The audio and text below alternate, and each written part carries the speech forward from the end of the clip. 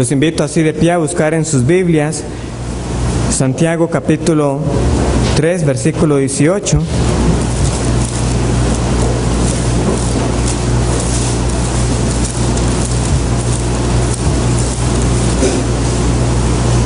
Santiago 3, 18, y vamos a leer hasta el versículo 6 del capítulo 4.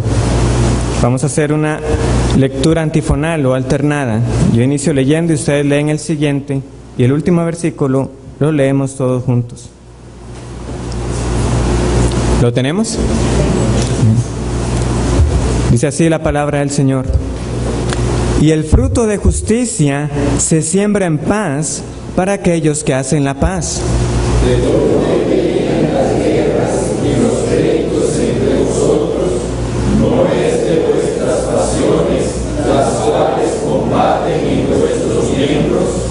Codiciáis y no tenéis, matáis y ardéis de envidia y no podéis alcanzar, combatís y lucháis, pero no tenéis lo que deseáis, porque no pedís. Pedís y no recibís, porque pedís mal, para gastar en vuestros deleites. Oh almas adúlteras, ¿no sabéis que la amistad del mundo es enemistad contra Dios? Cualquiera, pues, que quiera ser amigo del mundo, se constituye enemigo de Dios. ¿O pensáis que la Escritura dice, hermano, el Espíritu que Él ha hecho morar en nosotros nos anhela celosamente? Todos juntos. Pero Él da mayor gracia. Por esto dice, Dios resiste a los soberbios y da gracia a los humildes. Pueden tomar asiento.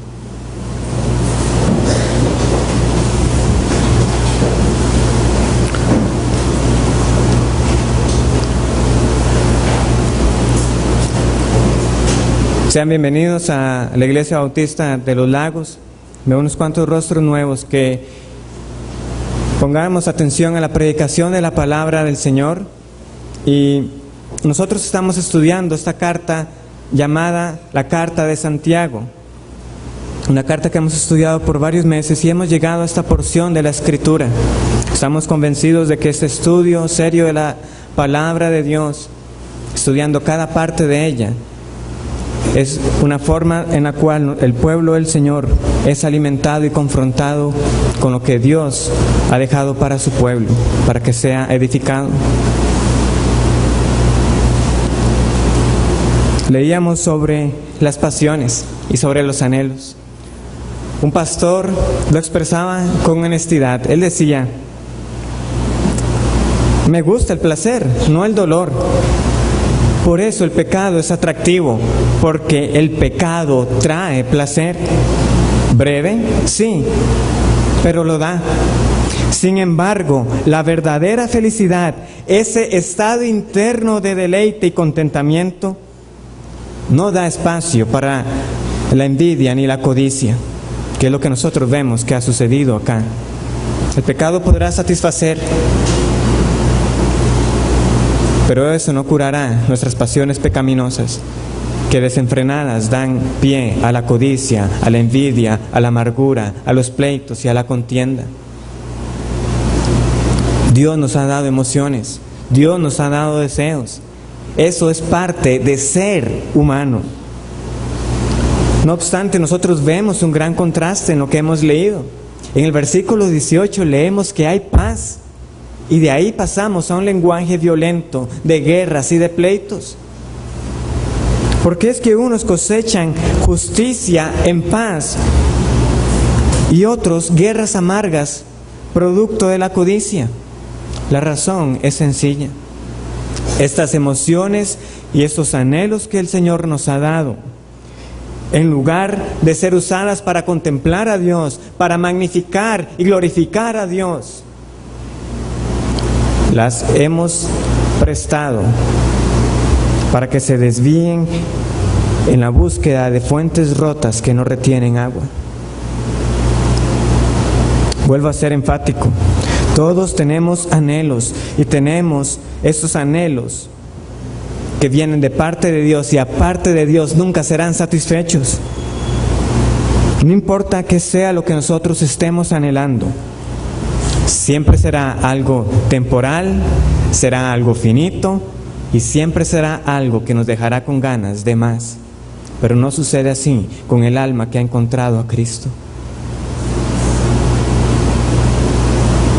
Por eso, cuando el alma está insatisfecha, sin saciar, se irá hundiendo cada vez más en esta condición que nosotros leemos aquí de codicia, de combate, de contienda. Nos llevará a matar, nos llevará a odiar a nuestros semejantes, porque cada vez que alguien se interponga entre lo que nosotros anhelamos y no lo alcancemos, eso que se opone va a ser nuestro enemigo, ya no será nuestro prójimo y mataremos.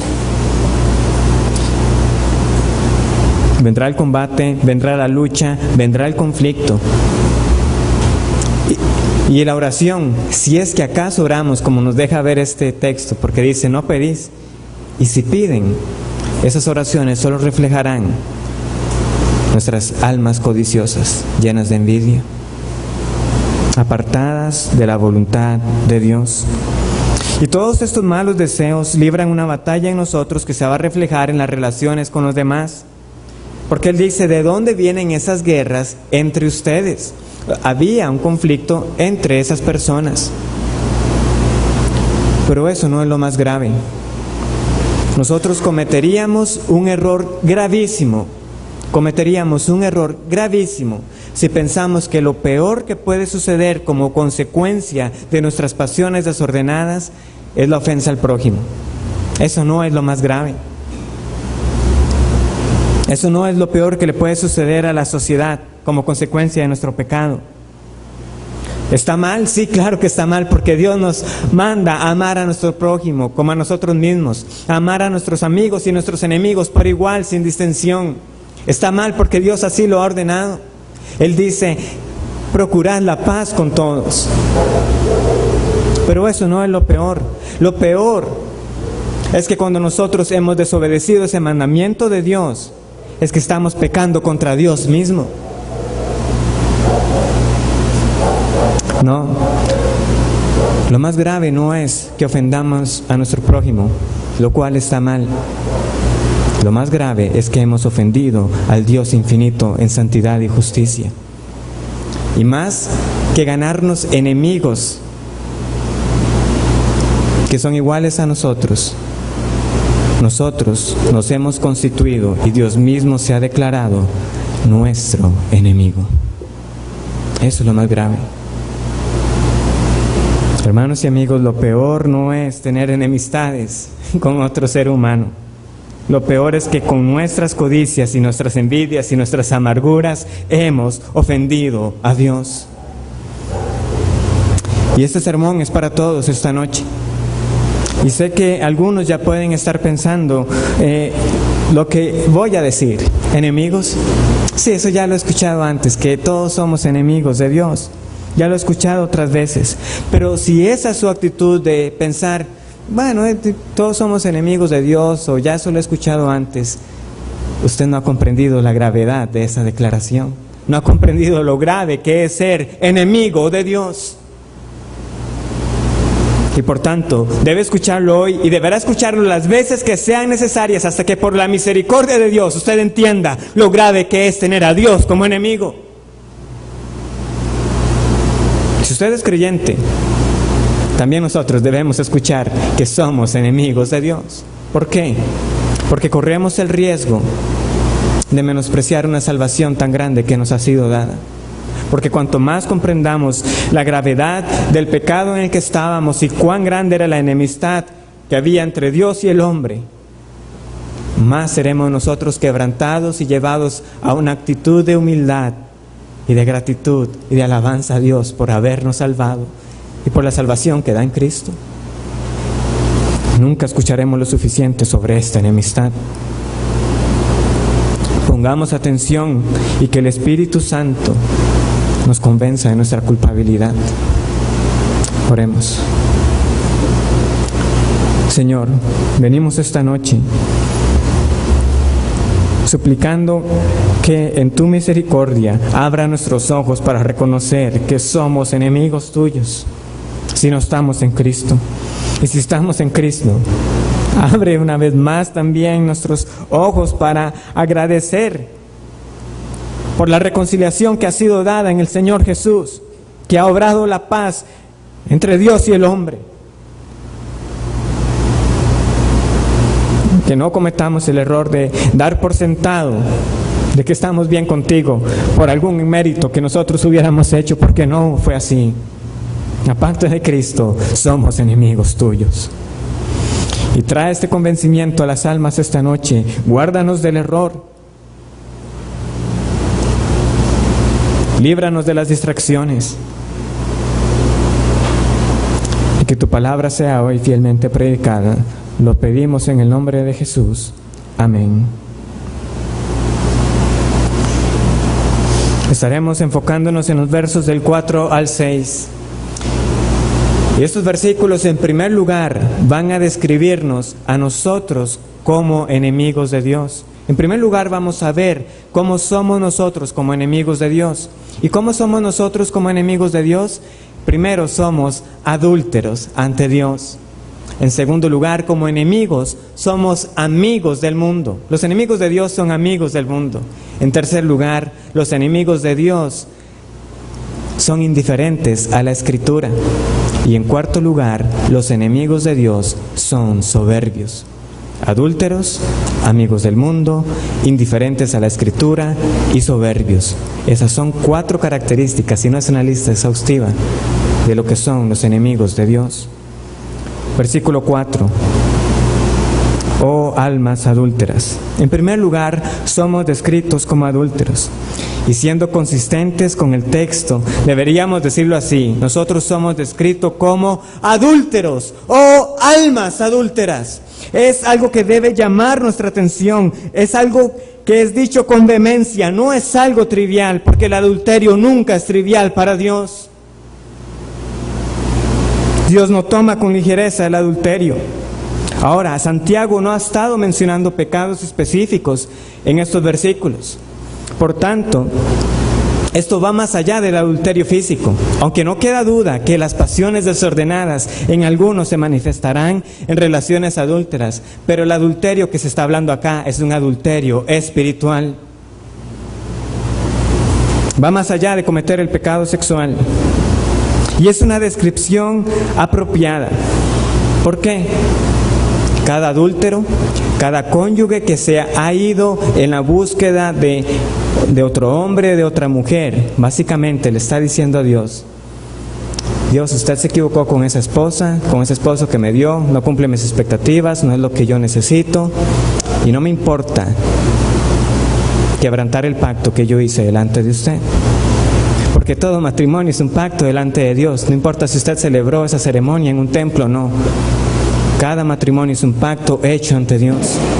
Y el adúltero está diciendo: no me importa vencer ese pacto, yo voy por lo que yo quiero. Y eso es el adulterio espiritual.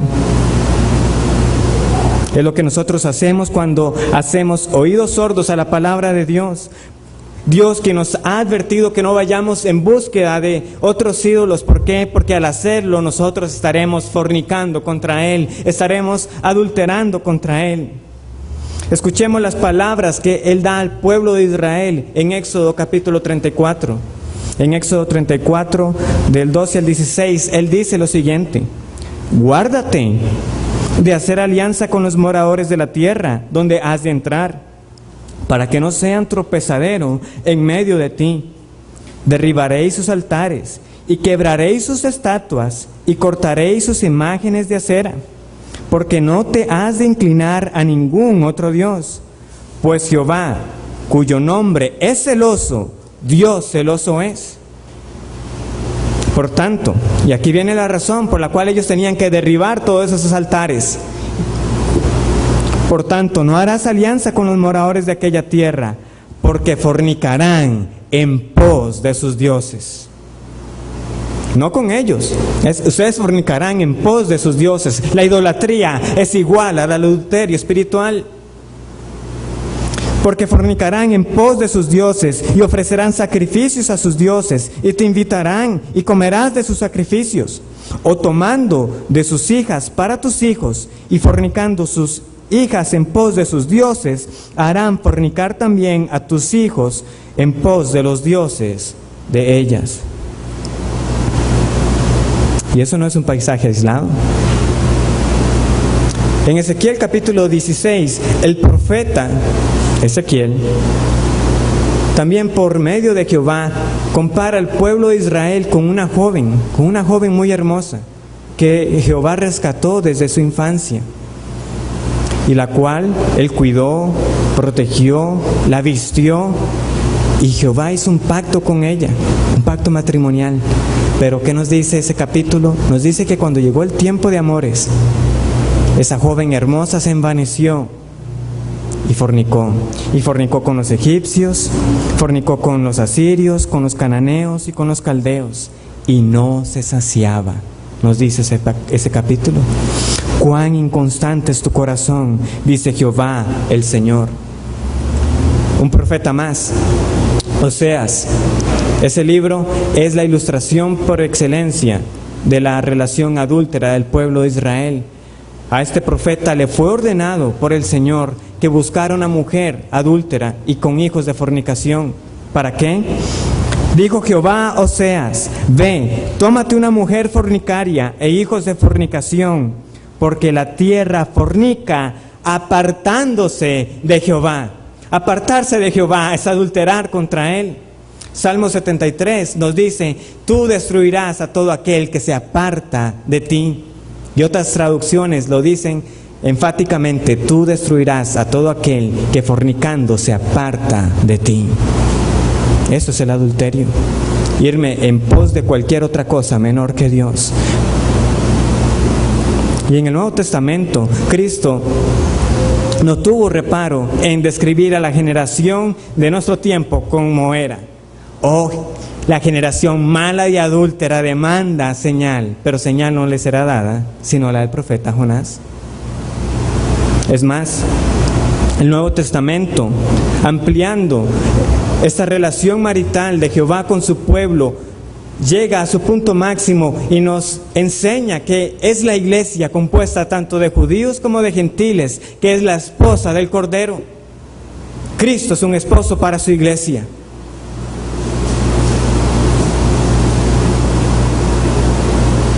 Es un Dios celoso. Y es adulterio irse en pos de cualquier otra cosa. ¿Cuál es tu Baal? ¿Cuál es tu Moloc? ¿Con qué estás adulterando contra Jehová?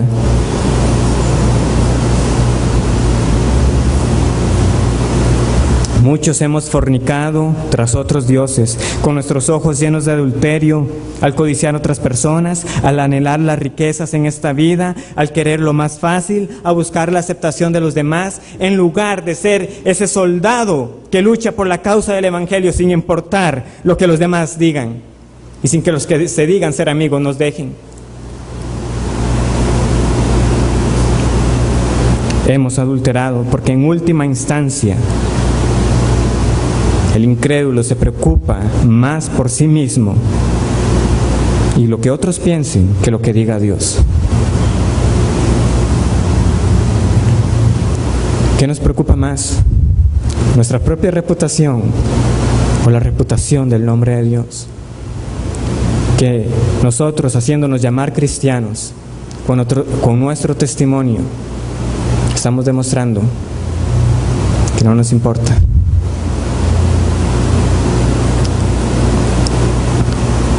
¿Hemos codiciado nosotros algo? ¿Quién de nosotros entonces puede decir que está libre del pecado del adulterio?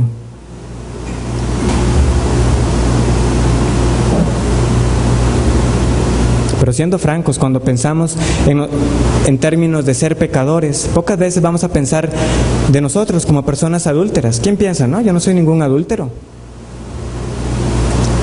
He mentido, he robado, he hecho muchas cosas malas, pensamos en borracheras, cosas de ese tipo, pero no pensamos en que nuestros pecados son adulterio para Dios. ¿Quién se ve como adúltero? Somos igual a cualquier otra persona que en efecto haya fornicado y adulterado físicamente. Y si somos creyentes, nosotros pertenecemos a Cristo y a nadie más. Si dices ser creyente, pero sigues preso de este adulterio espiritual, lo más seguro es que no estás desposado con el Cordero.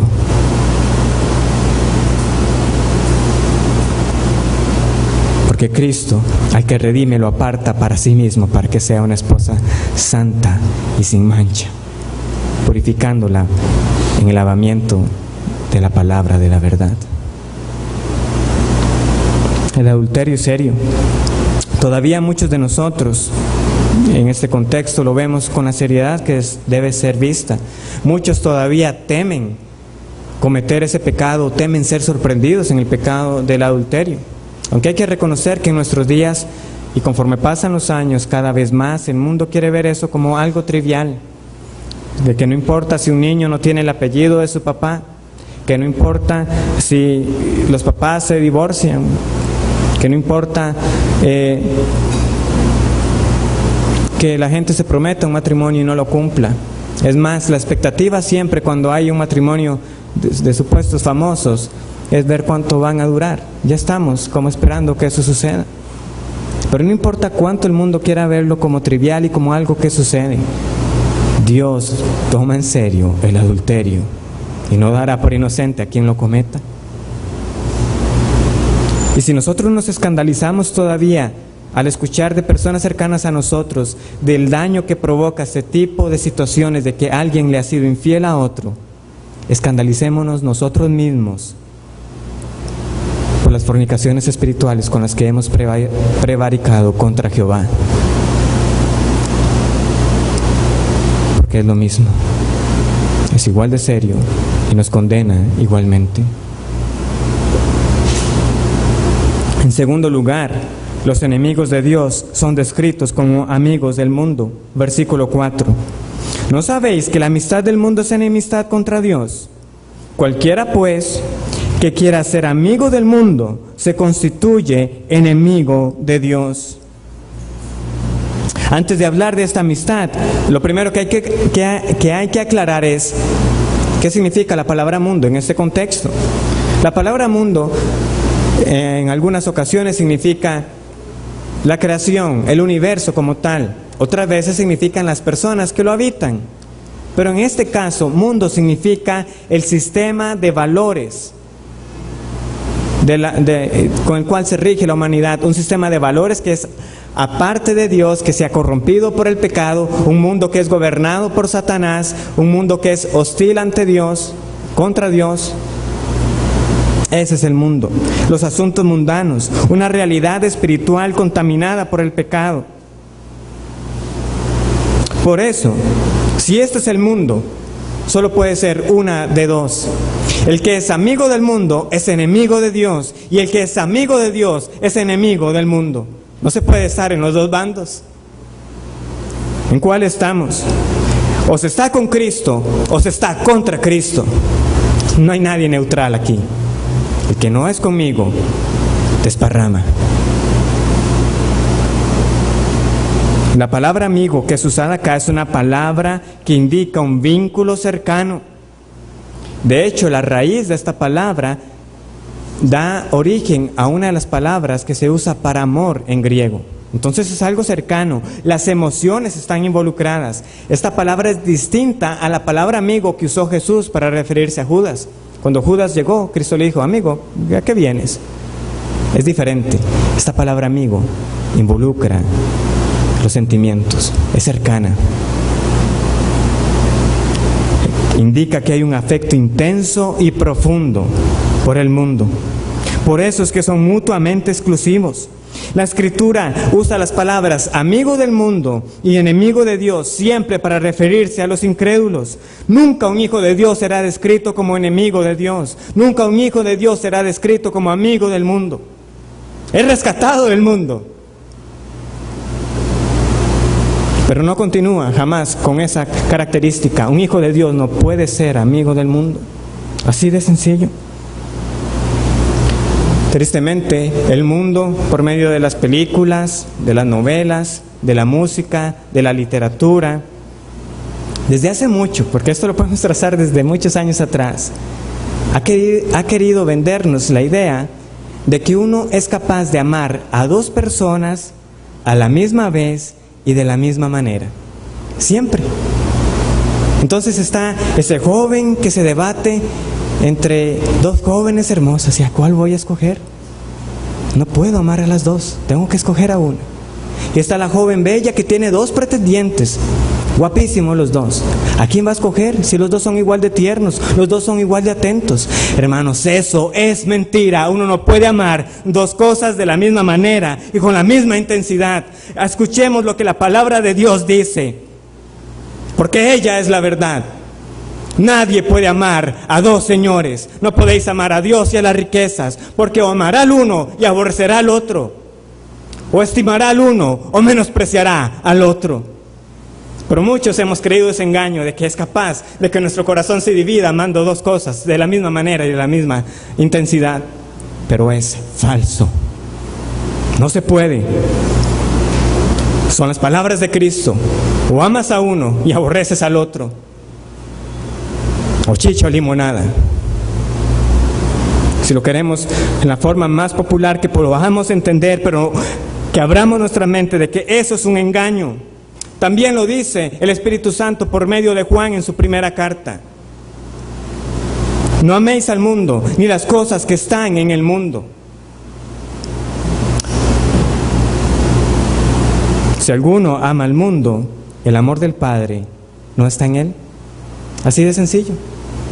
Si usted ama al mundo, el amor del Padre no está en usted.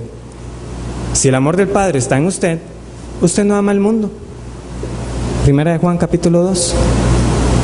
Así de sencillo. Es uno o es el otro. No podemos.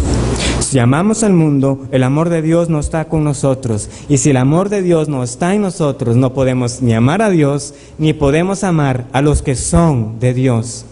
¿Y por qué lo digo así? Porque el mundo, de la misma manera, tampoco ama a los hijos de Dios. Una vez más, Cristo dijo: si el mundo os aborrece, sabed que a mí me ha aborrecido primero. Si fuerais del mundo, el mundo amaría lo suyo. Pero porque no sois del mundo, antes yo os elegí del mundo, por eso el mundo os aborrece. Es mentira que el mundo recibe con los brazos abiertos a todos.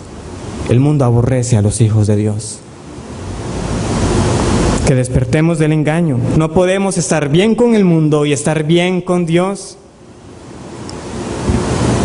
Si nuestra comunión íntima es con el mundo, si nosotros estamos a gusto con los que se oponen a Dios, cuyos valores están corrompidos, si nos sentimos cómodos cuando vemos que el nombre de Dios es blasfemado y profanado en diversas actividades, y muchos no tienen problema en invitarnos en esas actividades, yo le digo a usted, despierte, porque es posible que usted esté del lado equivocado de la cerca. Y el mundo no ve un enemigo en usted porque dice: este es uno de los nuestros. ¿De cuál lado estamos? Si estamos en Cristo, el mundo nos debe aborrecer. Si el mundo no nos aborrece, no estamos en Cristo. Enemigo. Mire, pastor, la verdad yo no veo el problema en compartir con el mundo. Yo reconozco que he pecado, dirá alguno, pero yo no tengo resentimientos contra Dios. De verdad que yo no soy. A veces vengo a la iglesia, escucho los sermones, estoy de acuerdo con lo que los cristianos de hecho enseñan. Bueno, con la mayoría de lo que ellos enseñan. Yo no soy un enemigo de Dios, no me siento así. Yo tengo que decirle lo siguiente: si usted conserva su amor por este mundo, no crea que usted ha estado buscando a Dios, y no crea que no se siente enemigo de Dios. Porque sea lo que usted esté buscando, no es a Jehová, sino lo que ha buscado es un Dios que se acomode a su gusto y a su preferencia, un Dios que no lo confronta con su pecado. Pero sobre todo, no se trata de sentirse enemigo. No se trata de nuestros sentimientos. Es que la Escritura afirma que somos enemigos de Dios. Nuestros sentimientos no validan o invalidan la Escritura. Somos enemigos de Dios. Tener sentimientos de aprobación hacia Dios, de reconocer de que hay un Dios que creó el universo, de un Dios que posiblemente se ha revelado en la Escritura, eso no es suficiente. Eso no es indicio de una relación verdadera de salvación con Él. Prestemos atención al texto que dice: cualquiera pues que quiera ser amigo del mundo, que quiera. No es ese deseo de que si se da bueno, si no también. No, involucra la voluntad, involucra una decisión de preferir una cosa por otra. Es decir, todo aquel que es amigo del mundo, haciendo uso de su razón, haciendo uso de sus emociones, haciendo uso de su voluntad, ha escogido ser amigo del mundo, viendo la balanza, viendo la palabra de Dios predicada, viendo las promesas de Dios y la salvación que hay en Cristo, y viendo el mundo y sus riquezas y el pecado y su placer temporal, dice: yo me quedo con el placer temporal del pecado y dejo a Cristo. Me hago amigo del mundo. Eso es lo que hemos escogido.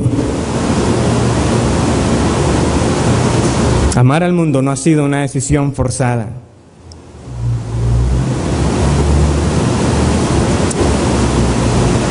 Y es como Demas, el hombre que abandonó a Pablo. Pablo le escribe a Timoteo: ven pronto a verme, porque Demas me ha dejado, me ha desamparado, amando este mundo, y se ha ido a Tesalónica. Es solo cuestión de tiempo, de que se presente la circunstancia adecuada para que se revele lo que hay en nuestros corazones, si en verdad somos amigos de Dios o somos amigos del mundo. Y el corazón que ama este mundo se apartará y se irá tras los placeres temporales de esta vida. Se irá para fornicar con el mundo. Tenemos los creyentes que luchar con lo que el mundo ofrece y contra sus atracciones. Sin duda que tenemos que luchar contra lo que este mundo ofrece. ¿Por qué? Porque precisamente porque nos aborrecen harán lo posible para seducirnos, para dejar a Cristo. Pero es una lucha que tenemos, y el creyente y el cristiano nunca se sentirá a gusto en el mundo. Verá su pecado, Dios lo convencerá de su pecado y vendrá en arrepentimiento pidiendo perdón. Y vendrá de nuevo, porque no es donde Él debe estar. El mundo no es mi hogar, yo soy peregrino aquí.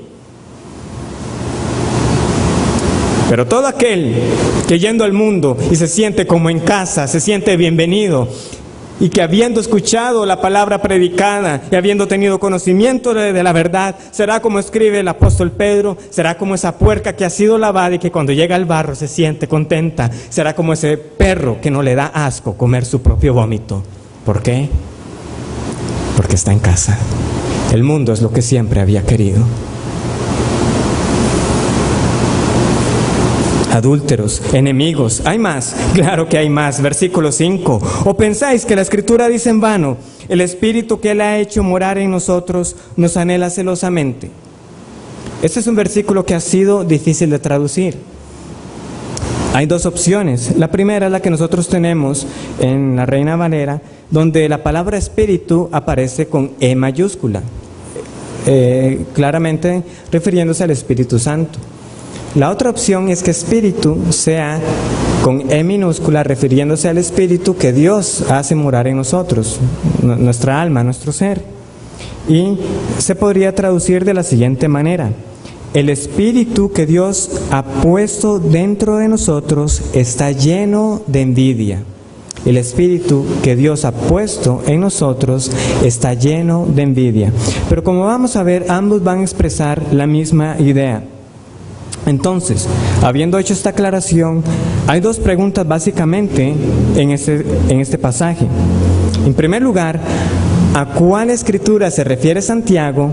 Y segundo, ¿cuál es la enseñanza general que quiere dar a entender.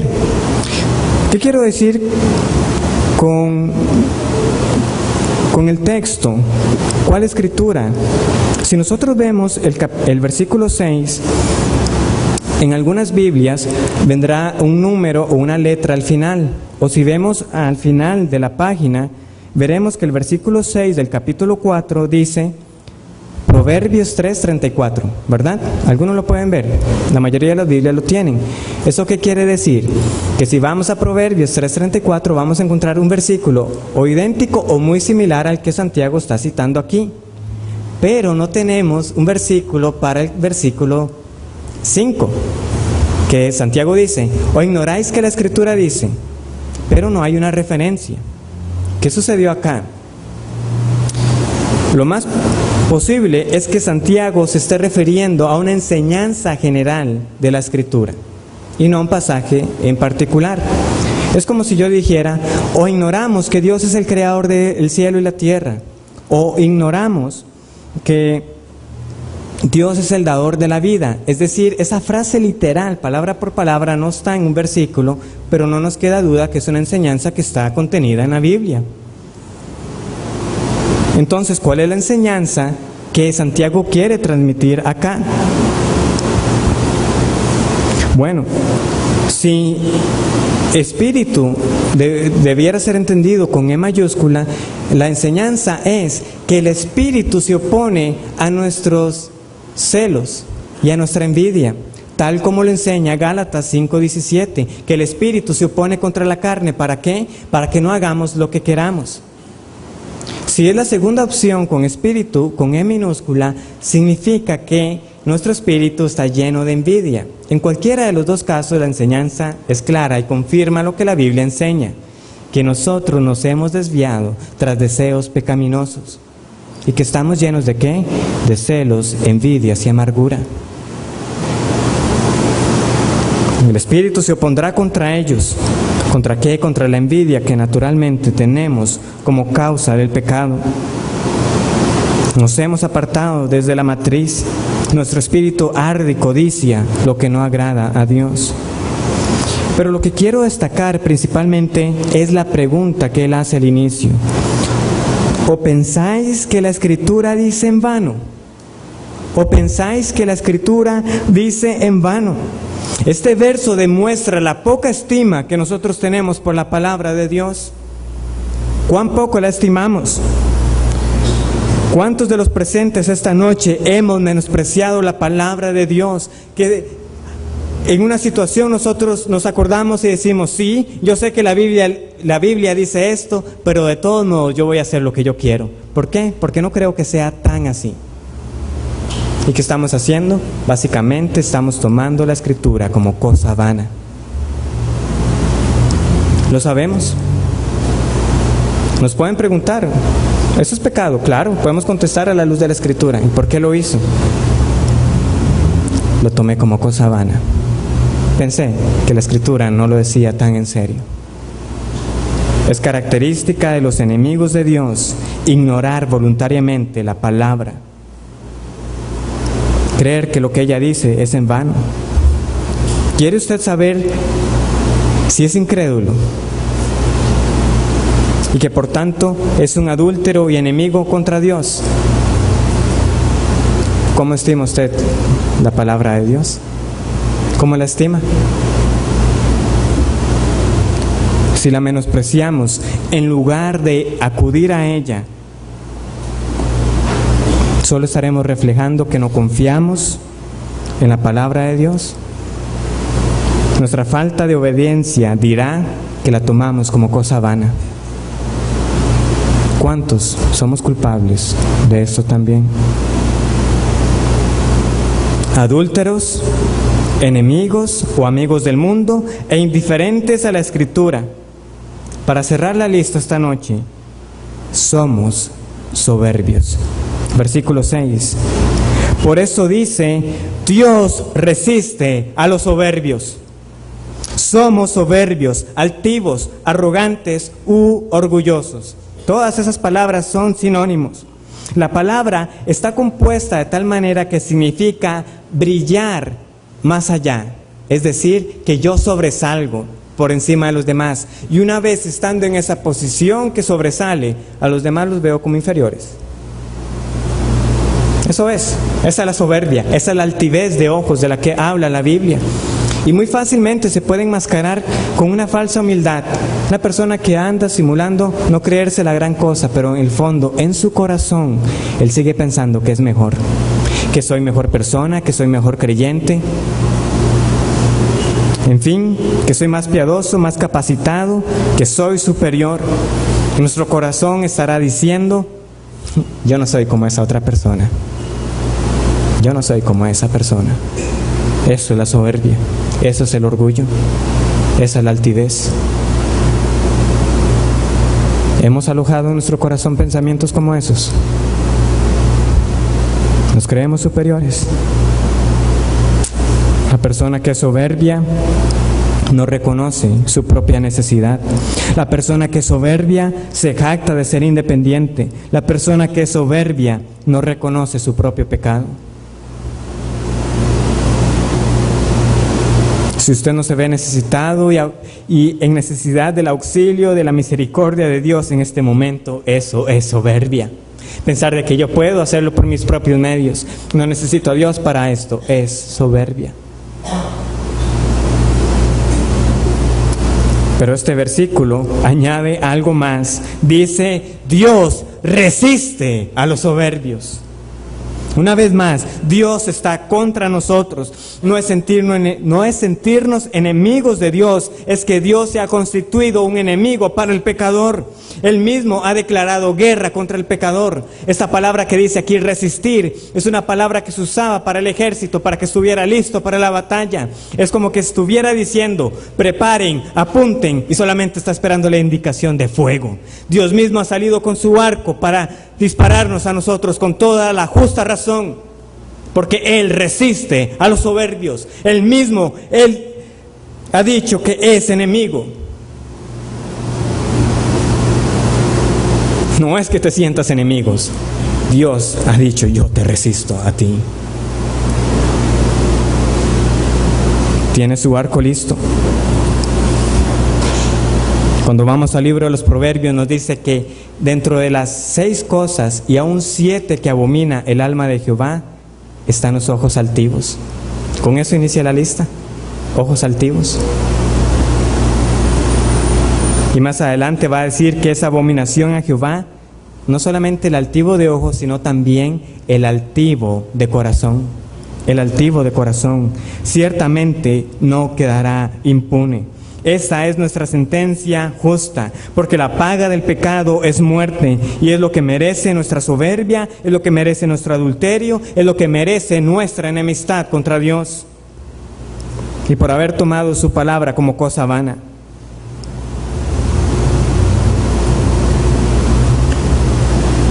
Y esa es la noticia para nosotros. La cosa buena es que no termina ahí. Versículo 6. Porque si este pasaje nos describe a nosotros como pecadores y como enemigos, este pasaje hace algo más. Exalta la gracia de Dios. Versículo 6. Pero Él da mayor gracia. Pero Él da mayor gracia. Pero Él. Si lo primero que he pedido al Señor es que nosotros seamos convencidos de nuestra enemistad contra Él, lo segundo que he pedido es que nosotros seamos convencidos también de que la gracia de Dios es mayor que nuestra soberbia, que la gracia de Dios es mayor que nuestra enemistad, que la gracia de Dios es mayor que nuestra indiferencia hacia Él.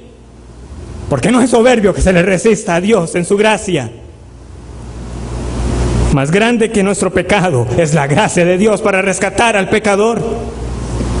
Gracia que ha sido manifiesta desde el día que el hombre cayó, porque el día que caímos merecíamos la muerte, merecía Adán ser fulminado en ese momento, pero Dios que dijo: yo proveeré un Salvador que vencerá al pecado, a la muerte y a Satanás. En Ezequiel, ese capítulo 16 que describe a esta joven que adulteró, al final dice: Dios, yo me acordaré de mi pacto que he hecho.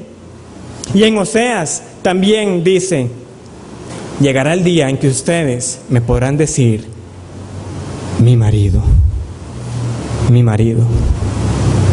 ¿El pecador? ¿Decirle marido a Dios?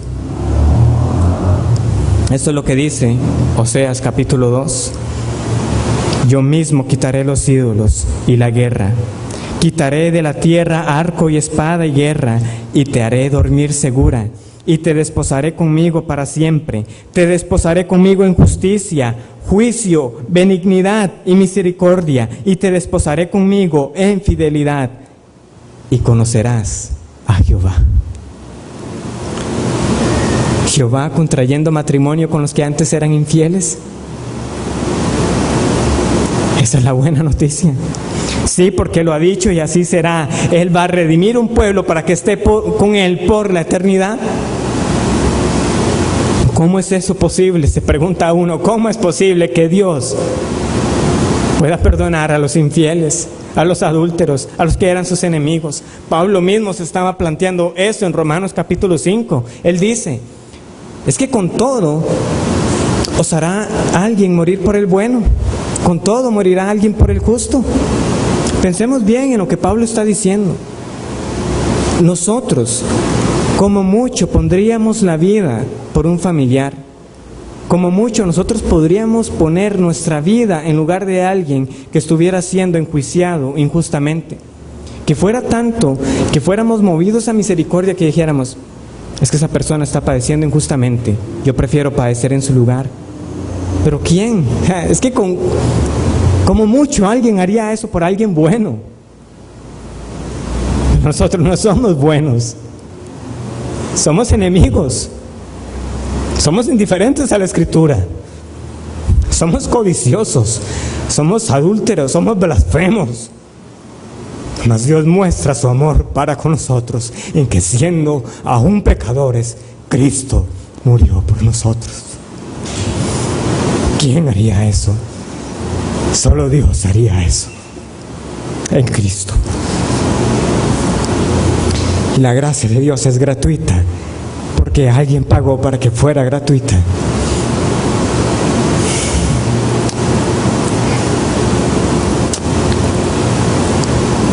Y es esta misma gracia la cual pido que sea, que alumbre nuestro entendimiento,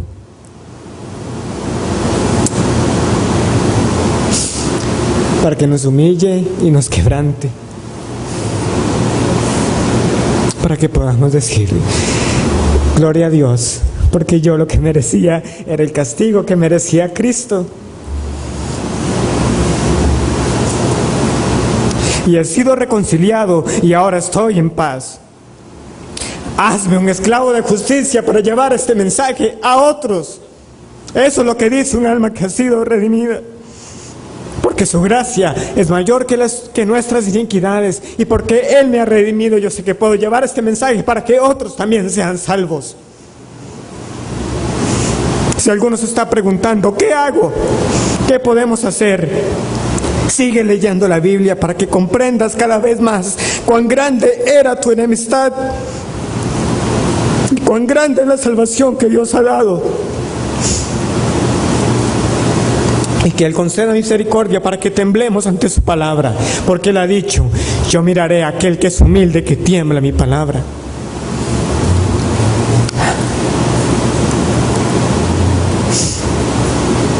¿Queremos ver un ejemplo? Vayamos una página atrás, Santiago capítulo 2. Santiago capítulo 2. Santiago 2, 23. Y se cumplió la escritura que dice, Abraham creyó a Dios y le fue contado por justicia y fue llamado amigo de Dios. Amigo de Dios.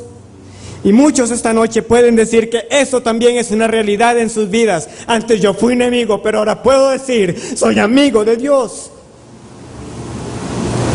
Amigo de Dios. Muchos podrán decir como el salmista, bueno me es haber sido humillado para que yo aprenda tus estatutos. He conocido la gracia de Dios que Él da a los humildes. Si hemos sido convencidos de nuestra enemistad, Si hemos sido convencidos de ello, y yo espero que hayamos sido convencidos de ellos, la segunda gran pregunta que yo tengo: ¿crees que hay perdón en Cristo para enemigos como nosotros? Confía en esa verdad. ¿Lo crees?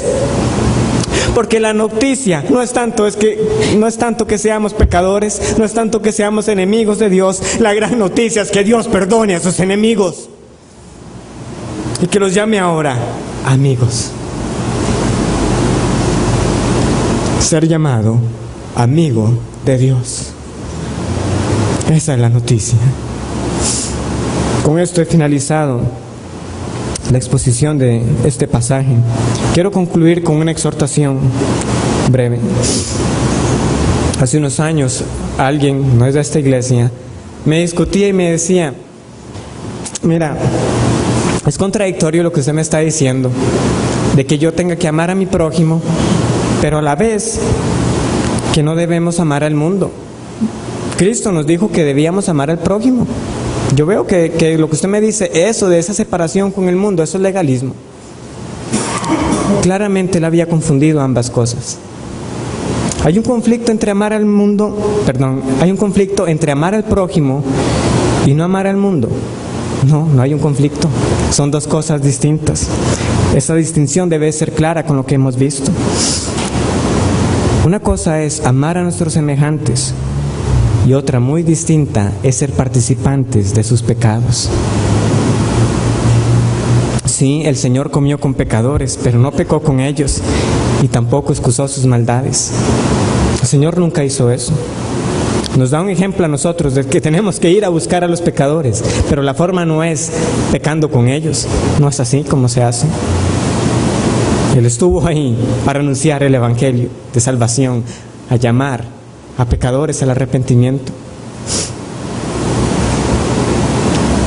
No tengo palabras suficientes para que nosotros estemos alerta del peligro si no sabemos hacer esta distinción, porque temo que muchos están siendo indecisos. Muchos están claudicando ante los Baales de nuestros días. ¿Hasta cuándo claudicaremos? Si Jehová es Dios, sigamos en pos de Él. Pero si Baal, cualquiera que sea tu Baal, es un Dios con D minúscula, pues sígalo a Él. Pero algo sí le puedo decir a la luz de la Escritura: no hay recompensa en seguir los ídolos de este mundo. No hay recompensa en amar a este mundo. ¿Por qué? Porque el mundo pasa y sus deseos, pero el que hace la voluntad de Dios permanece para siempre. Para siempre. ¿Por qué? Porque Cristo vino a dar vida y vida en abundancia. Que hallemos vida en Cristo. Oremos.